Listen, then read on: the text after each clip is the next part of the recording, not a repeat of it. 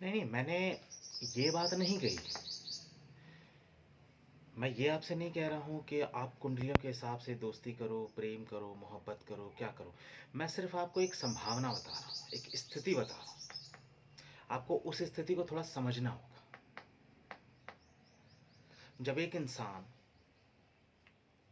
किसी से प्रेम करता है या दोस्ती करता है या आपस के रिश्तेदार होते हैं, तो सबके ग्रह आपस में एक दूसरे के साथ इंटरेक्ट करते हैं। एक्चुअली आप क्या हो? आपका जो एक मित्र है, वो वास्तव में क्या है? वो एक चलता फिरता ग्रह है। यदि आप पूरे एक इंसान को देखोगे या किसी स्त्री को देखोगे, पुरुष को देखोगे या किसी को भी आप देखोगे, जो एक इंसान, एक व्यक्तित्व दिख रहा है, तो उसको थोड़ा सा उसका जो भौतिक आवरण है उसे हटा दो और वो आपको पूर्ण रूप में ग्रह दिखेगा। उसके अंदर शुक्र भी है, बुध भी है, उसके अंदर बृहस्पति भी है, सूर्य भी है। और उस पूरे ग्रह में उसकी जो पूरी ऊर्जा है, क्योंकि वो भौतिक स्वरूप में आपको दिख रहा है ना, पर उसके अंदर तो उसका मनस शरीर है। और वो मनस शरीर जो है, जो सूक्ष्म शरीर है जिसकी हम बात करते हैं, वो सूक्ष्म शरीर क्या है? वो उसके ग्रह ही तो है। ग्रहों से ही तो बनता है सारा सूक्ष्म शरीर। तो उस इंसान के अंदर उसका बुद्ध भी मजबूत हो सकता है, शुक्र भी कमजोर हो सकता है, उसका बृहस्पति भी मजबूत हो सकता है। आपने क्या देखा, जब आपकी आपकी ज्यादा चाहत किस चीज की होती है? जो ग्रह आपके अंदर कमजोर होता है या जो चीज आपके अंदर कमजोर होती है, आप उसको पूरा करने के लिए दूसरा कोई प्रभावी रास्ता ढूंढते हो।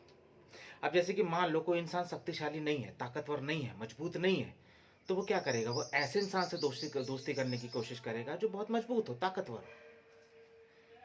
जिस इंसान की बुद्धि कमजोर होगी, तो वो कोशिश करेगा कि वो ऐसे इंसान से जुड़े जिसके पास बुद्धि ज्यादा हो, क्योंकि वो सपोर्ट मिलता है, वो बैलेंस मिल जाता है। इसलिए तो तुम्हारी कई बार कई लोगों से ऐसी दोस्ती हो जाती है जिससे तुम्हारी दोस्ती बहुत लंबी चलती है और बहुत मजबूत चलती है। दोस्ती जो है आपकी, वो एक दूसरे का सहारा बनी होती है कि चल ठीक है, मेरे अंदर कुछ कमी है तो तेरे से पूरी कर लूंगा। हमारा व्यवसाय कैसे चलता है? हमारा व्यवसाय भी तो इसी आधार पर चलता है। बनिया बोलता आप मुझसे दाल चावल रोटी सब्जी ले जाओ, सोनार बोलता चलो मुझसे सोना ले जाओ, कपड़े वाला बोलता मुझसे कपड़े ले जाओ, वस्त्र ले जाओ। एक दूसरे को बैलेंस करके हम चल रहे हैं, क्योंकि सभी के अंदर सारी संभावनाएं नहीं है। इसलिए जो तुम्हारे दोस्त होते हैं, तुम्हारे जो मित्र होते हैं, तुम्हारी जो पत्नी होती है, उसका व्यक्तित्व और उसका स्वभाव एक दूसरे के ग्रह पर निर्भर करता है। तो जो ग्रह तुम्हारा कमजोर है, वही ग्रह को बैलेंस करने के लिए तुम उससे ज्यादा ताकतवर इंसान से ज्यादा अट्रैक्ट होता है। अब जैसे कोई लड़की है, अब ज्यादातर देखा जाता है कि जो लड़कियां होती हैं, वो ऐसे लड़कों से ज्यादा अट्रैक्ट हो जाती है जो ज्यादा शक्तिशाली हो, या फिर दिमाग से या सेंस ऑफ ह्यूमर या इंटेलिजेंस से या बुद्धि से या विकास से या सक्सेसफुल होने की जिनमें संभावना ज्यादा होती है, जिनके अंदर बुद्धि बहुत प्रगाढ़ होती है। क्योंकि उनके अंदर बुद्धि कम होती है, तो वो उस बुद्धि को बैलेंस करने के लिए किसी ऐसे इंसान से अट्रैक्ट हो जाती है। तुमने देखना, जोड़े तुम्हें कैसे दिखेंगे? लड़का काला होगा, लड़की गोरी चिट्टी एकदम सुंदर सी होगी। या कई बार तुम ऐसे भी देखोगे कि लड़की बहुत सुंदर होती है या लड़की बहुत बदसूरत होती है, दिखने में उतनी खास नहीं होती है, लेकिन लड़का बहुत खूबसूरत होता है। लेकिन दोनों आपस में बैलेंस करके चल रहे हैं। लड़के को उस समय उतनी खूबसूरती की जरूरत नहीं रहती, तो एक दूसरे को बैलेंस करते हैं। ऐसे ही जैसे मित्र ग्रह होते हैं, ऐसे ही शत्रु ग्रह भी होते हैं। कि आपका स्वभाव कैसा है? यदि आप अहंकारी हो, दूसरा सामने वाला भी अहंकारी है, दोनों आपस में शत्रु ग्रह हैं, तो दोनों आपस में मिलेंगे तो लड़ाई होगी, झगड़ा होगा, मारपीट होगी, सब कुछ होगा, एक दूसरे के साथ रह नहीं पाएंगे। फिर क्या करते हो? वहां पे तुम उपाय करते हो, वहां पे तुम रत्न पहनते हो, कुंडली देखते हो, मिलान करते हो, दुनियादारी सारी चीजें करते हो। लेकिन ये सारे रास्ते जो होते हैं वो आर्टिफिशियल होते हैं। आर्टिफिशियल से सिर्फ आप उसे मैनेज कर सकते हो, वो पूर्णता को प्राप्त नहीं होते। आपको इस बात को समझना होगा कि पूर्णता के लिए, जो पूर्ण अवस्था है, जो यहाँ पे पूर्ण अवस्था है, तो पूर्ण अवस्था नहीं आएगी, सिर्फ एक बैसाखी का सहारा होगा। यदि आपके पास धन नहीं है और आपके पिता के पास धन है, यद्यपि हो सकता है कि आप दोनों का बैलेंस ना हो, लेकिन वो धन आपके काम आ जाता है। लेकिन कई बार पिता का धन भी पुत्र के काम नहीं आता, यद्यपि पिता के धन के द्वारा पुत्र कई बार बर्बाद भी हो जाता है। तो अब आप ये कहोगे कि मैं यहाँ पे कह रहा हूँ कि ठीक है, फिर अपने ग्रहों को ही हर चीज में देखो, किस तरीके से क्या ग्रह की संरचना है। नहीं, मैं ये सब नहीं कह रहा हूँ देखने को। मैं तुमसे ये कह रहा हूँ, ये अधूरा है, ये पूर्ण नहीं है। ग्रहों की जो ज्योतिष शास्त्र की या ज्योतिष विद्या की जो संभावना है, वो संभावना इतनी है कि वो तुम्हें ये बता सकती हैं कि कौन सी चीज़ तुम्हारे फेवर में है, कौन सी तुम्हारी डिसफेवर में है। तुम या चाहो तो उससे बैलेंस करके थोड़ी दूरी पे रह सकते हो, उससे दूरी बना सकते हो, उसके खेमे में नहीं जा सकते हो। जो चीज़ तुम्हें पता, अब तुम क्या करते हो, जो तुम्हारा दोस्त या मित्र होता है, अगर तुम्हें लगता है शत्रु है, ये अच्छा नहीं है, ये रिश्तेदार अच्छा नहीं है, ये पत्नी अच्छी नहीं है, ये स्त्री अच्छी नहीं है, दो लोग कई बार प्रेम में पड़ जाते हैं, बाद में पता चलता है कि नहीं, ये स्त्री वैसी तो है नहीं जैसा मैं चाह रहा था, ये पुरुष वैसा नहीं है जैसा मैं चाह रही थी, तो उसी समय अलगाव में आ जाओ। उसको अब घसीटो मत, उसको एक दूसरे के साथ झेलो मत, उसको पकड़ो मत। लेकिन इन सब से भी ऊपर एक अवस्था है, क्योंकि हर किसी का ग्रह सबका अलग अलग है। जब सबके डीएनए का स्ट्रक्चर सबका अलग है, जबकि जिनकी भी थंब का इंप्रेशन होता है वो सबसे अलग है, सारी चीज़ें अलग है। जब सारी चीज़ें अलग है तो क्या तुम एक दूसरे से दोस्ती प्रेम संबंध नहीं रख सकते? नहीं रख सकते हो। लेकिन वो तब तुम रख सकते हैं जब तुम अपने ग्रहों से ऊपर उठ जाओ, अपने मन शरीर से ऊपर उठ जाओ, अपने मन के स्वभाव से ऊपर उठ जाओ। क्योंकि ग्रह जो हैं वो तुम्हारे मन शरीर पर प्रभाव डालते हैं, और जब वो मन शरीर पर प्रभाव डालते हैं तो मन के द्वारा ही तुम जी रहे होते हो, तुम मन के गुलाम होते हो। तो मन फिर जैसा करता है वैसा तुम्हें करना पड़ता है, फिर तुम्हारी मजबूरी हो जाती है। यदि तुम्हारा मन बहुत ज्यादा क्रोधी स्वभाव का है तो तुम जहां भी रहोगे, इस देश में रहो, उस देश में रहो, किसी के साथ भी रहो, प्राइम मिनिस्टर के साथ रहो, अच्छी औरत के साथ रहो, स्त्री के साथ रहो, ज्यादा देर नहीं रह पाओगे। तुम्हारा क्रोध का स्वभाव वापस आ जाएगा, वो एकदम से सामने खड़ा हो जाएगा। तुम अपने क्रोध के स्वभाव को एक दिन दबा सकते हो, 2 दिन दबा सकते हो, 3 दिन दबा सकते हो, चौथे दिन नहीं दबा पाओगे। कितनी भी आर्टिफिशियलिटी तुम अपने आप को बाहर से आवरण में कुछ भी दिखा दो, अपना मुखौटा दिखा दो, कुछ भी दिखा दो, लेकिन ज्यादा दिन तक जो तुम हो उसे नहीं छुपा पाओगे। इसलिए तो रिश्ते टूट जाते हैं, खराब हो जाते हैं। फिर तुम आर्टिफिशियल रिश्ता दिखाते हो सामने, लेकिन अंदर ही अंदर तड़पते रहते हो, बेचैनी भी होते हो, क्योंकि खुल के नहीं जी पा रहे होते। तो मन जो है, जो इंसान मन में रहेगा, मन से जिएगा, तो मन उसको अपना गुलाम बनाएगा। वो मन के हिसाब से, मन पे सारी ग्रहों की तरंगे पड़ती है, मन जैसा होगा वैसे ही वो ग्रहों की ऊर्जाओं को लेगा। याद रखना, कोई ग्रह बुरे नहीं होते, खराब नहीं होते, कुछ नहीं होते। खराब तुम्हारा मन होता है, तुम्हारा अवचेतन मन होता है, तुम्हारे अवचेतन के भाव होते हैं। यदि भाव गंदा है तो वो ग्रहों से गंदी ऊर्जा खींच लेगा, भाव अच्छा है तो अच्छी ऊर्जा खींच लेगा। इसलिए कहा जाता है अच्छे से रहो, सभ्य रहो, स्वस्थ रहो, एकदम मस्त रहने की कोशिश करो, खुश रहने की कोशिश करो, साफ सफाई में रहने की कोशिश करो, गंदगी मत बचाओ, निंदा मत करो, क्रोध मत करो, किसी के बारे में बुरा मत सोचो। ये सारी इसी के कारण से बोला गया है, ताकि तुम्हारा जो भाव शरीर है वो किसी तरह से शुद्ध रहे। यदि तुम्हारा भाव शरीर शुद्ध होगा तो तुम्हारे अंदर अपने आप शुद्धता की लहर दौड़ने लगेगी, गूंजने लगेगी, तुम्हारी समस्त नाड़ियों में शुद्धता और स्वास्थ्य अपने आप बहने लगेगा। लेकिन तुम क्या होता है, तुम जीते हो मन के साथ, मन के हिसाब से। मन तुम्हें अपने हिसाब से बैलेंस करता है। अब मन का क्या है, मन तो कभी भी कहीं भी भाग जाता है। मन तो कभी एरोप्लेन मांगने लगता है, कभी प्लेन मांगने लगता है, कभी गाड़ी घोड़ा, कभी अच्छी स्त्री बुरी स्त्री। मन तो कहीं भी किसी भी अवस्था में चला जाता है, मन का कोई स्वभाव नहीं होता। और मन ही काम है ऊर्जा को ग्रहण करना। तो यदि तुम किसी तरह से मन को बैलेंस कर लो, यदि तुम मन से आमन चले जाओ, यदि तुम अहंकार से निरहंकार चले जाओ, यदि तुम मन की अवस्था को किसी तरह जीत लो, यदि तुम मन पे पूर्ण रूप से नियंत्रण कर लो।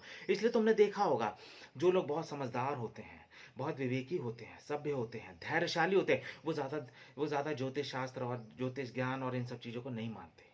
वो ना मानने का कारण ही यही है, क्योंकि उन्होंने कहीं ना कहीं अपने मन को बैलेंस कर रखा है। यद्यपि उनका मन, अगर तुम उनकी कुंडली देखोगे कि मन पूरी तरह स्थिर दिखाई देगा, लेकिन उन्होंने बैलेंस कर रखा है। कुछ ऐसे होते हैं जिनका मन पूरी तरह बैलेंस होता है, इसलिए उन्हें जरूरत नहीं पड़ती। वो ज्यादा पंडित पुरोहित बाबा लोग को और ये ज्योतिष विद्या और इन सब टोटे टोटकों को मानते नहीं, बोलते नहीं कर्म करो कर्म करो कर्म करो, क्योंकि मन ही उनका उसी बैलेंस में बना हुआ है। तो तुम्हारा यदि मन उस बैलेंस में नहीं बना है तो तुम्हारा काम है उस मन को बैलेंस में लाने का। ये तुम्हें पिछले कर्मों के आधार पर मिला हुआ है, मन मिला हुआ है, कोई कर्म नहीं मिला हुआ है। किसी का कर्जा नहीं चुकाना तुम्हें, किसी नर की यात्रा नहीं झूलनी। तुमने जो आदत बनाई है, जो स्वभाव बनाया है, जिस आदत के साथ तुम हो, उस आदत ने तुम्हें अपना गुलाम बना रखा है। उस आदत से निकलने के लिए तुम्हें ध्यान की शरण में जाना पड़ेगा, नाम जाप ध्यान की शरण में जाना पड़ेगा, साधना की शरण में जाना पड़ेगा, मन को एकाग्र करना सीखना पड़ेगा, तीसरे नेत्र का ध्यान करना पड़ेगा। जो तुम्हें जैसा ध्यान भक्ति स्वरूप या ज्ञान स्वरूप या जिस तरीका का ध्यान तुम्हें सही लगे, जो तुम्हें सूट करे, जो तुम्हें जो तुम्हें ऐसी प्रतिबिंबता दे कि तुम्हें ऐसा लगे कि तुम किसी तरह से मन को इकट्ठा कर लोगे, मन को बैलेंस कर लोगे, विचारों से निर्विचार की अवस्था में चले जाओ। विचार को कितना तुम किस हद तक शून्य कर सकते हो, विचारों से कितना परे रह सकते हो। बैठे बैठे तुम कुछ भी सोचते रहते हो, कुछ भी कल्पनाएं करते रहते हो, भविष्य में जीते हो, भूतकाल में जीते हो, किसी तरह वर्तमान में जियो, किसी तरह से विचारों से मुक्त होने की कोशिश करो। जैसे जैसे तुम विचारों से मुक्त हो जाओगे, वैसे वैसे तुम भाव से भी मुक्त हो जाओगे। जिस दिन तुम विचार और भाव दोनों से मुक्त हो जाओगे, तो तुम इससे परे चले जाओगे, मन के परे चले जाओगे। फिर सारे ग्रहों की ऊर्जा या जो भी चीज है, वो मन उन ग्रहों की ऊर्जा को अवशोषित करेगा, तुम नहीं करोगे। और वहां पे ये संभावना बन जाएगी कि तुम जैसे ही मन के पार चले जाओगे, फिर किसी ग्रह का इफेक्ट या प्रभाव तुम्हारे मन पे पड़ेगा, लेकिन तुम पे नहीं पड़ेगा। अब तुम बैलेंस में हो।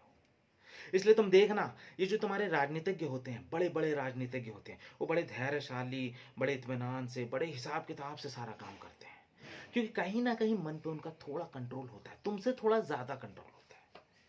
इसलिए जिस इंसान का मन पर नियंत्रण होगा, वो संसार को भी जीत लेगा, खुद को भी जीत लेगा, और सब चीजों को जीत लेगा। जीता वही है जिसका मन पे ज्यादा कंट्रोल हो, और मन पे कंट्रोल करने वाला ही सुखी हो सकता है। मन पे कंट्रोल करने वाला ही धैर्यशाली और एक स्वाभाविक जीवन जी सकता है। सब कुछ होने के बाद भी यदि तुम खुश नहीं हो, आनंदित नहीं हो, तो इसका मतलब तुम्हारा मन बैलेंस में नहीं है। तो मन को बैलेंस करो। मन यदि बैलेंस नहीं होगा तो सब कुछ होके भी बेकार है, और मन बैलेंस होगा, कुछ नहीं भी होगा तब भी सब कुछ खिला हुआ है, सब कुछ मस्त होगा, आनंदित होगा, स्वस्थ होगा। इसलिए तुमने देखा है, जब तुम्हारे माँ बाप हैं, अब संतान कैसी भी पैदा हो जाए, लेकिन माँ बाप उसको प्रेम करते, क्यों? क्योंकि वो प्रेम जो है वो मन से नहीं आ रहा है, वो उनकी आत्मा से आ रहा है, मन के पार हृदय से आ रहा है। इसलिए जब प्रेम हृदय से होता है, तो फिर वहां किसी का जोर नहीं चलता, फिर वहां के मन के भाव की दशाओं को नहीं देखा जाता। लेकिन जो कपल्स प्रेम तो करते हैं, लेकिन वो हृदय से नहीं कर पाते, वो कहीं ना कहीं प्रेम करते हैं अपने दिमाग से, अपनी मोह से, अट्रैक्शन से, आकर्षण के कारण प्रेम करते हैं। और इसके कारण किया गया जो प्रेम है, वो सफल नहीं होता ज्यादा दिन। थोड़े दिन बाद दोनों एक दूसरे के वास्तविक स्वरूप को देख लेते हैं, वास्तविक अवस्थाओं को देख लेते हैं, ये कैसी है, वो कैसा है, ये तो ऐसी नहीं है, ये तो वैसा नहीं है, मैं तो ऐसा सोच रही थी, मैं तो ऐसा सोच रहा था, ये ऐसी होगी, वो होगी, फिर कुछ नहीं होता, सब डिसबैलेंस हो जाता है। इसलिए अट्रैक्शन में कभी विवाह मत कर लेना, किसी से प्रेम विवाह मत कर लेना, अट्रैक्शन में, मोह में। इसलिए देख लेना कि क्या तुम अट्रैक्ट हो, क्या तुम मोह हो। अगर हृदय में होगा तो तुम सामने वाले की गलती को भी ग्रहण कर लोगे। इसलिए माँ बाप जो है बच्चे की हर गलतियों को ग्रहण कर लेते हैं, फिर भी उससे प्रेम करते हैं, क्योंकि वो प्रेम जो है हृदय से आता है, यानी वो मन के पार से आता है। और जो चीज मन के पार से आएगी, उस पर ग्रहों का प्रभाव का कोई असर नहीं पड़ने वाला। लेकिन यदि माँ बाप भी प्रेम मन से कर रहे हैं, पुत्र तो प्रेम वैसे भी मन से ही करता है, लेकिन यदि माँ बाप प्रेम मन से कर रहे हैं, तो फिर ग्रहों की टकराहट होती है, तब माँ बाप में भी लड़ाई हो जाती है, बाप बेटों में भी लड़ाई हो जाती है, फिर ये कहीं ना कहीं स्थिति वैसी बन जाती है। तो सवाल है गहराई का, तो तुम अपने हृदय तक जाने की कोशिश करो, ध्यान की अवस्था में जाने की कोशिश करो, ध्यान के द्वारा हृदय को जगाने की कोशिश करो। मन से हट जाओ, मन के पार निकल जाओगे, मन से ऊपर उठ जाओगे, मन को जान लोगे, मन तुम्हारे वश में आ जाएगा, कंट्रोल में आ जाएगा। अगर मन तुम्हारे कंट्रोल में आ गया, तुम्हारे ग्रह तुम्हारे कंट्रोल में आ जाएंगे। और ग्रहों को कंट्रोल करने का मतलब ये नहीं कि तुम सारे आकाश पिंडों को, इन सब चीजों को कंट्रोल कर लोगे, नहीं, उनका प्रभाव मन तक पड़ेगा, तुम तक नहीं पड़ेगा। तो तुम्हारी उदासी खत्म हो जाएगी, तुम्हारा जो जितना भी तुम्हारा तमस है वो खत्म हो जाएगा, तुम एक लहर में आ जाओगे, एक अस्तित्व में आ जाओगे। तुम्हें पता होगा तुम दुखी नहीं हो सकते, फिर तुम परेशान नहीं हो सकते। हो सकता तुम्हारी परिस्थितियां जैसी भी हो, लेकिन अगर तुमने अपने मन को संभाल लिया, तो मन से फिर तुम वो काम करा सकते हो जो तुम कर सकते हो। अभी तो ये है कि मन वो काम करता है, या मन की जो इच्छा है वही काम तुम्हें करना पड़ता है। तुम मन के इस समय गुलाम हो। मन बोलता है आलस करो, तो तुम आलस करने लगते, मन कहता क्रोध करो, तुम क्रोध करने लगते, मन कहता काम वासना में उतरो, तुम काम वासना में उतर जाता है। मन कहता लड़ाई करो, झगड़ा करो, अहंकार करो, गुस्सा करो, खूब सारा धन कमा लो, खूब सारा व्यक्तित्व कमा लो, ये कर लो, वो कर लो, नाम कमा लो, प्रतिष्ठा कमा लो, फ्यूचर में जियो, पास्ट में जियो। मन ऐसा ही कहता जाता है और तुम ऐसा ही करते जाते हो। मन जैसा चाहता है वैसा ही तुम जी रहे हो, और मन जैसा होगा वैसे ही वो ग्रहों से ऊर्जा को खींच लेगा, वैसे ही वो खराब बुध को खींच लेगा, वैसे ही अच्छे राहु को भी खींच लेगा, अच्छे सूर्य को या खराब शुक्र को। फिर ये सब एक जाला है, ये तो एक व्यवस्था है, इसमें कोई अच्छा बुरा तुम्हारे कर्मों से लेना देना नहीं है, तुम्हारी आदतों से लेना देना है। अपनी आदतों पे काम